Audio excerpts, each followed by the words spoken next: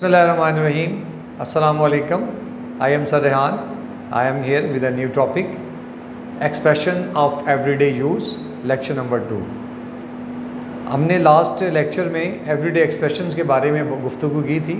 आज हम उसका लेक्चर नंबर 2 जो है उसमें मज़ीद जो है बात करेंगे कि किस तरह से हम इन एक्सप्रेशंस को अपनी स्पीकिंग में इस्तेमाल कर सकते हैं और अपनी स्पीकिंग में निखार ला सकते हैं. तो चलिए आगाज़ करते हैं. आओ मेरे नाल. Expressions definitely beautify our language, specially the speaking language, and it gives a good impression to the listeners.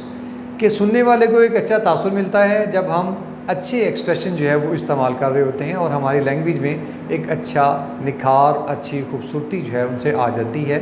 हम इन एग्जांपल की मदद से, इन सेंटेंसेस की मदद से समझेंगे कि किस तरह से इनको इस्तेमाल किया जाता है. और ख़ास तौर पर ये जो सेंटेंसेस हैं, ये जो लेक्चर मैं कर रहा हूँ, इसमें वो तालिब इल्म, वो स्टूडेंट्स और व्यूअर्स जो आइट्स की तैयारी कर रहे हैं या जो बाहर जाने के लिए जो हैं वो कोशिश कर रहे हैं, उनके लिए ये बहुत मुफीद हैं कि वहाँ जाके वो किस तरह से उन्होंने गुफ्तगू जो है वो करनी है, या किसी सेंटेंस को सुनने के बाद वो किस तरह से उसका जो है वो रिप्लाई कर सकते हैं. तो चलिए देखते हैं कि ये सेंटेंसेस क्या हैं. इसमें हम ये देखते हैं, डॉक्टर को टेलीफोन करो, रिंग अप द डॉक्टर. ये एग्जाम्पल 1 है कि डॉक्टर को टेलीफोन करो, रिंग अप द डॉक्टर. फूंक मारकर मोमबत्ती बुझा दो. अब फूंक मारकर मोमबत्ती बुझाना, वैसे अगर हम कहें कि लाइट बंद कर दो तो स्विच ऑफ द लाइट. अगर सिर्फ बिजली की चीज़ के बारे में ये कहना चाहते हैं तो स्विच ऑफ. तो यहाँ ये है कि फूंक मारकर मोमबत्ती बुझा दो, तो blow out the candle, blow out the candle, फूंक मारकर मोमबत्ती बुझा दो. उसने मेरी जेब कुतर ली. He picked my pocket, he picked my pocket. Pick pocket जो होता है जेब कतरना. और इसी तरह से है आपकी बड़ी मेहरबानी. कोई हमारे लिए एक अच्छा काम करता है तो हम कहते हैं आपकी जी, आपका बहुत शुक्रिया, आपकी बड़ी मेहरबानी. तो it is very kind of you.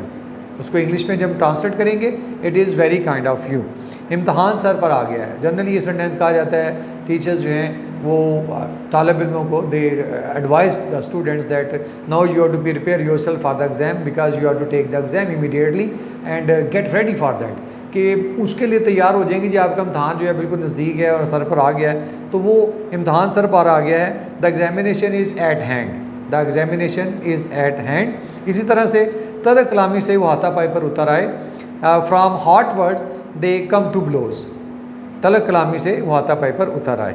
उसने दाढ़ी रख ली है, जैसे मैंने दाढ़ी रखी है, इसका कोई सेंटेंस ये कहा जाए कि जी फ़लाँ शख्स ने जो है दाढ़ी रख ली है, तो इसमें हम कहेंगे ही कीप्स बियर्ड.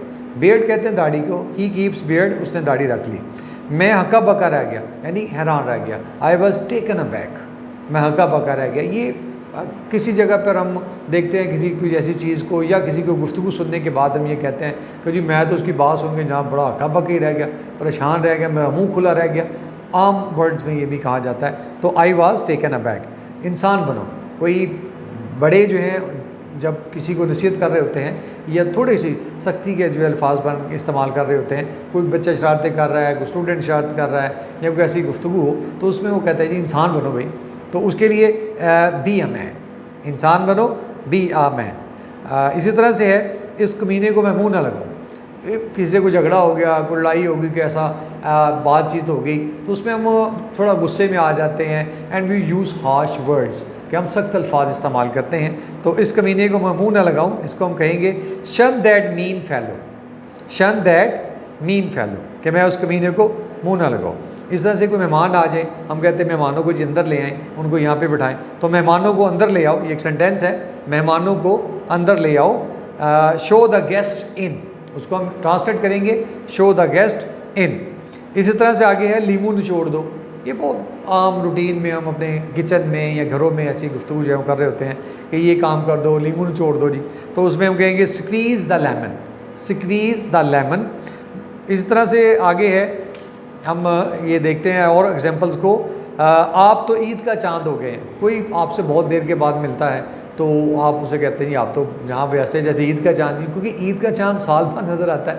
तो इस तरह से हम वो ये कहना चाहते हैं कि आप बहुत देर के बाद मुझसे मिले हैं. तो वो अब देखिए उर्दू में भी ये एक्सप्रेशंस हैं कि उर्दू में भी ये एक्सप्रेशन इस्तेमाल हो रहे हैं कि आप ईद का वैसे अगर ये जनरली कहा उसे कह दिया जाता यार आप तो मुझे बहुत देर के बाद मिले हो, लेकिन अपने एक्सप्रेशंस को, अपनी लैंग्वेज को ब्यूटीफाई करने के लिए हम ये कहते हैं जी आप तो ईद का चांद हो गए हो। इसी तरह से इंग्लिश में भी जो है ये एक्सप्रेशन है कि हम ये बताना चाहते हैं कि हमारी लैंग्वेज में कितनी कमांड है और हम कितने खूबसूरत अल्फाज जो हैं वो उन एक्सप्रेशंस में यूज़ कर सकते हैं। तो आप ईद का चांद हो गए हो, your visits are few and far between, your visits are few and far between.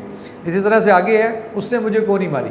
कोनी मारना यानी किसी को इशारा करना कि कहीं पे हम खड़े हैं या कोई किस जगह पे बैठे हैं, किसी महफिल में हम जो है वो जमा हैं और किसी को कोई मतलब इशारा करना चाहते हैं और खुफिया तौर पे कोई बात करना चाहते हो तो हम हल्की से ऐसे जो है कोनी मारते हैं। तो उसने मुझे कोनी मारी, ही नज्ड मी, NUDGED, ही नज्ड मी, उसने मुझे कोनी मारी।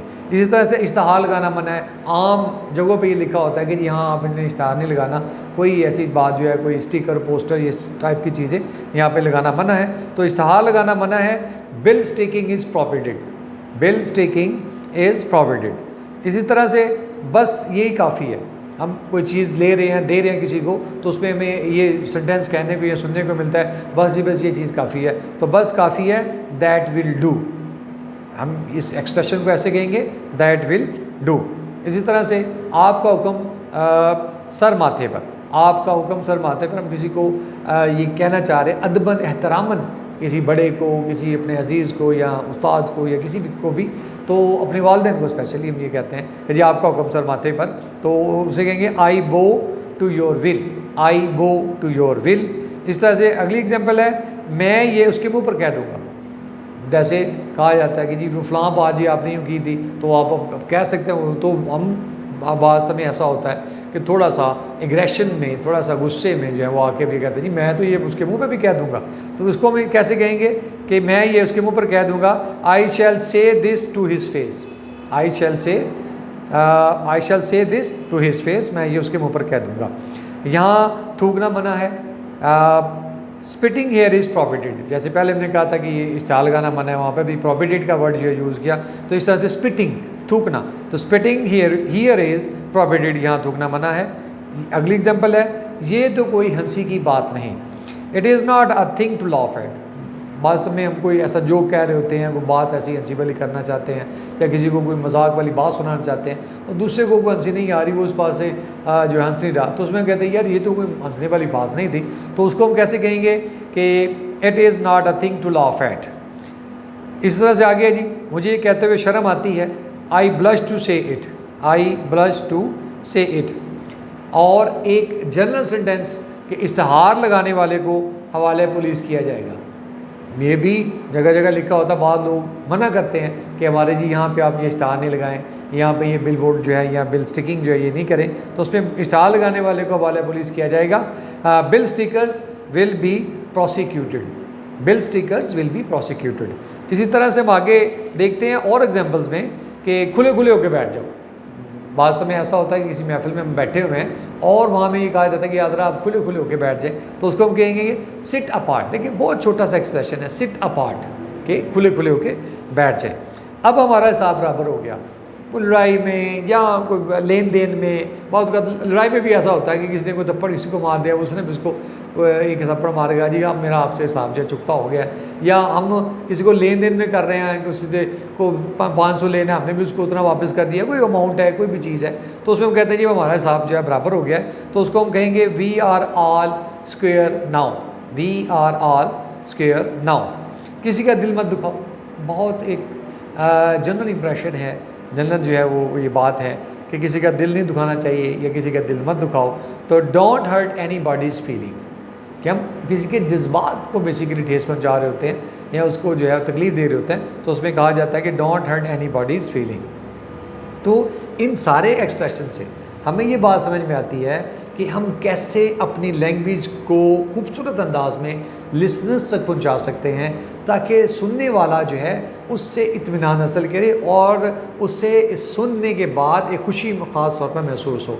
उम्मीद है कि आप इन एक्सप्रेशंस को अपनी डेली स्पीकिंग में जो है यूज़ करेंगे और एग्ज़ाम के वाले से जो लोग तैयारी कर रहे हैं उनको भी ये बहुत ज़्यादा मदद करेगी, और जो बाहर जाने के ख्वाहिशमंद लोग हैं वो भी इन एक्सप्रेशन की मदद से अपनी स्पीकिंग को जो है खूबसूरत कर सकते हैं।